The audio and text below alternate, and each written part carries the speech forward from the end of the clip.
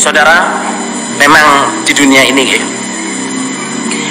ada orang yang dikodar kaya, ada orang yang dikodar kaya, ada orang yang dikodar tidak kaya.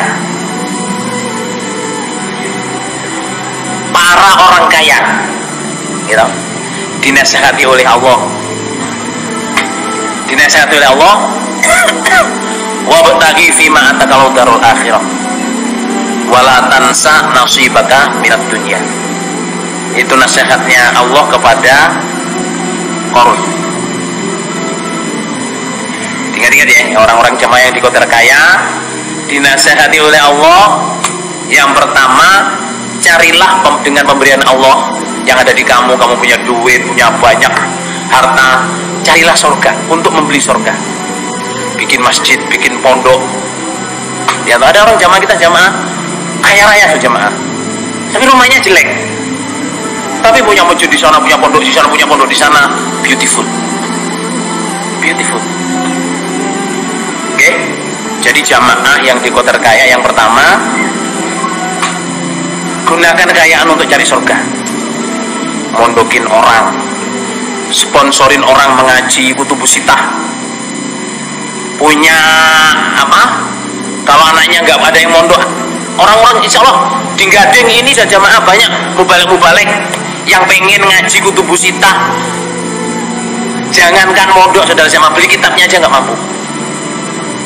Bukan orang Gading, mungkin anak pondok, mungkin anak SP, mungkin anak siapa, banyak saudara. Apalagi di daerah-daerah itu pengen udah mubalek, pengen ngaji kutubus sitah nggak bisa. Cari doa kepada Allah, ya Allah jumpakan saya orang itu.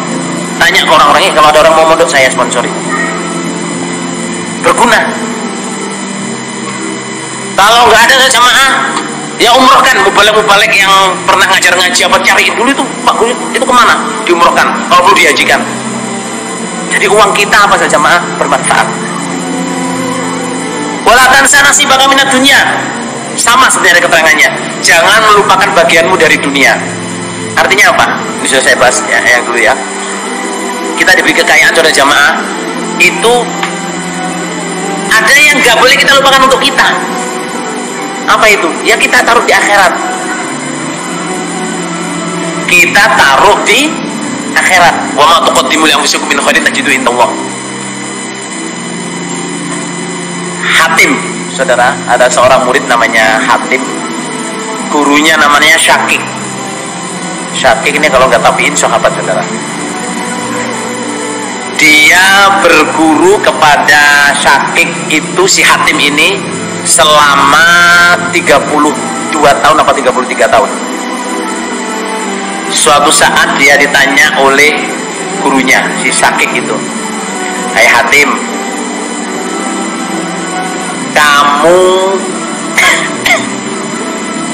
selama berguru saya 30 tahun ini apa yang kamu dapat?"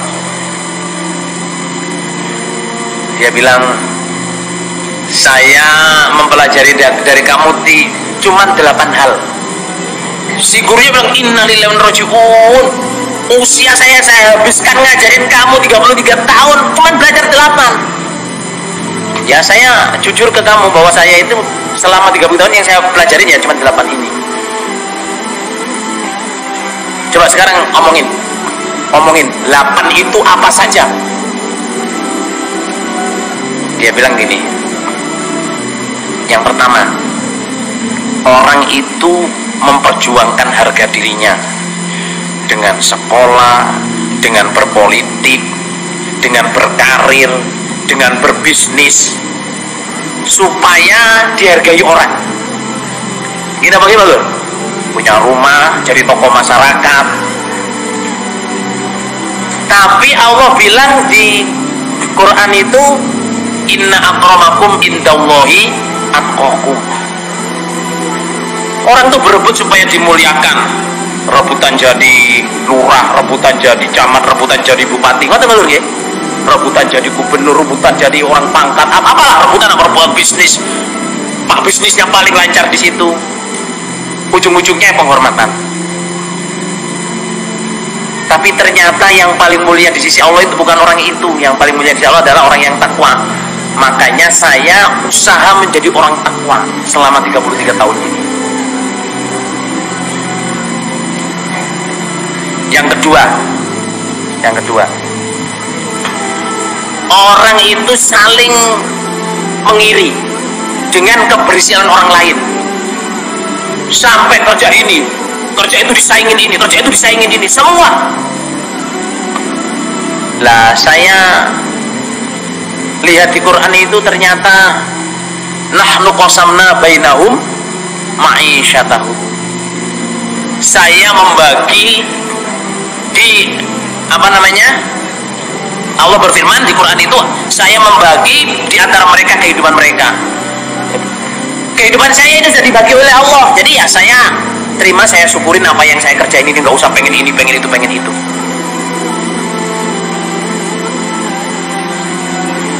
Terus orang itu saling bermusuh-musuhan. Orang itu saling bermusuh-musuhan. Ini menusuk ini menusuk itu, terus jamaah musuhin jamaahnya, jamaah musuhin imamnya, imamnya musuhin jamaahnya, pengurus musuhin pengurus, tonggo musuhin tetangga, sesama bisnis musuh-musuhan.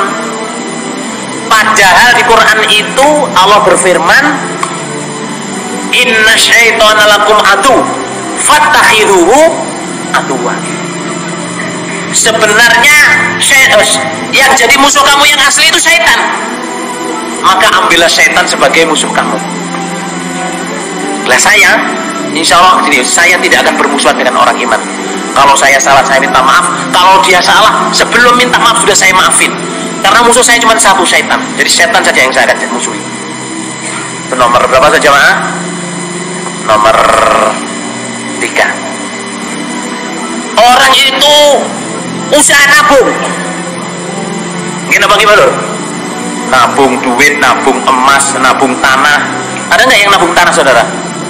Beli tanah murah, nunggu rejoni zaman dijual, lho. Ada yang nabung kudung, ya toh. Beli kudung banyak-banyak, setelah lama nggak payu, saudara. Ya. Nabung, banyak yang nabung. Dia bilang, banyak cerita dia, banyak orang itu nabung, dipikir itu punyanya. Padahal yang namanya nabung itu yang jadi milik kita adalah yang sudah kita dahulukan. Wa ma tuqaddimu li anfusikum min khairin tajidu indallah. Makanya kalau saya dapat berharga, emas, duit, apa saja, langsung saya sabilahkan, langsung saya sedekahkan. Soalnya kalau sudah di sana nggak ada yang nyuri. Tapi kalau saya simpen, saya harus zakat. Kalau saya mati nanti diwaris, atau saya ini bisa dicuri orang. Tapi kalau sudah saya tabung di sana, itu milik saya yang asli.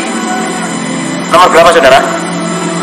4. Nomor 5 ini apa? Nomor 4 ini maksud saya, jemaah, kalau kita diberi kekayaan, usahakan kita dulukan. Oke. Lah. Terus cobaannya orang kaya. Halo? Cobaannya orang kaya, ya ditulis nggih. Cobaannya orang kaya itu merasa pandai. Titik. Cobaan orang kaya itu apa? Merasa pandai. Sesuai dengan firman Allah tentang Qarun. Innama utituhu ala ilmin indi. Innama sesungguhnya utituhu saya diberi pada dunia ala ilmin atas ilmu indi di sisi saya. Saya bisa berhasil seperti ini, punya kerajaan bisnis, punya ini, punya itu, punya, karena saya cerdas. Saya pandai mengambil peluang. Tanah di sana sajaknya ini saya beli, nanti akan ada ini saya jual ini. Dia merasa pandai. Padahal apa, saudara jamaah? Rezeki itu Allah yang menentukan, bukan karena pandai. Kalau rezeki karena pandai, saudara jamaah, orang S3 semua kaya raya. Gimana lur? Tapi nyatanya ya orang S3 ada yang nggak punya. Sekolahnya S3 bahkan 4S, saudara jamaah ya. Rumahnya masih ngontrak, saudara.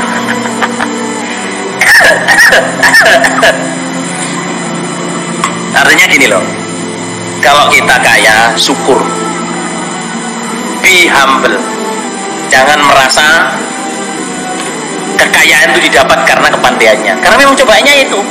Pandai mengambil peluang, pandai mengambil ini, pandai mengambil apa macam-macam. Nah itu. Nah terus kalau kaya saudara jamaah, Nabi Muhammad SAW menerangkan qasdan fi ginin.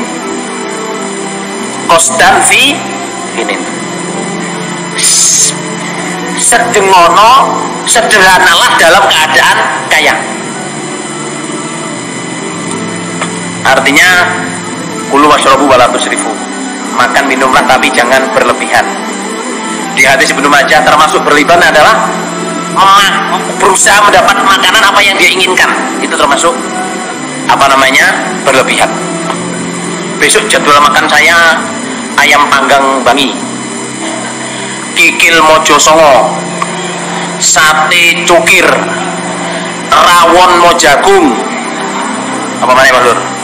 Pecel Kertosono, pecel Mbak Solika,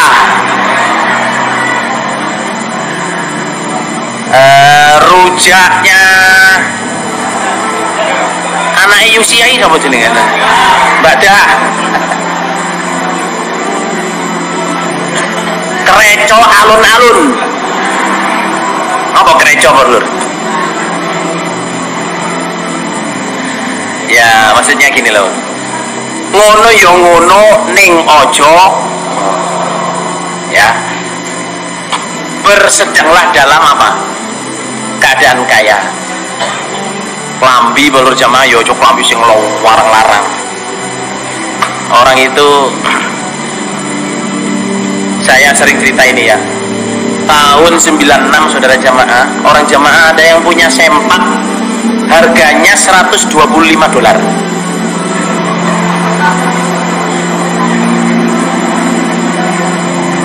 Sempak celana dalam laki-laki saudara jamaah, $125 itu sempak satu, 1.250.000.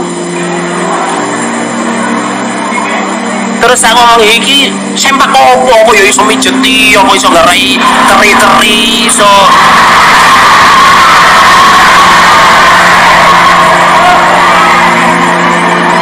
Apa kalau dipakai tidur kiyer-kiyer gitu?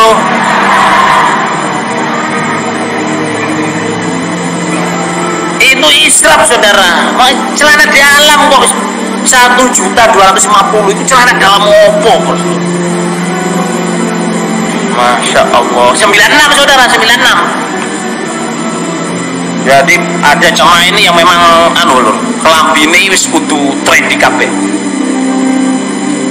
Bajunya, baju satu potong itu ya juta saudara, jasnya juta-juta, satu style 25 juta, 50 juta. Terus apa ya nek digawe terus ngono ya ngono ning aja ngono terus lho. Bisa dipahami enggak ya jemaah? Daripada untuk itu saja jemaah ya, untuk sabilillah. Kalau memang diperlukan satu saat tidak apa-apa, tapi kalau diperlukan, tapi jangan semuanya seperti itu. Sampai ada orang kaya pakai jam tangan 10 ribuan palsu, model Rolex palsu saudara jamaah. Kalau yang pakai orang kaya ya percaya wong, oh iki Rolex temenan bolor ya. Nggih napa nggih? Tapi nek wong bolor desa ireng Bekasa bolor pakai Rolex asli iku gak percaya wong. Palsu paling wong.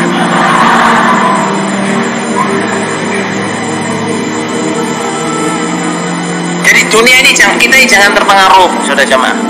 Jangan terpengaruh.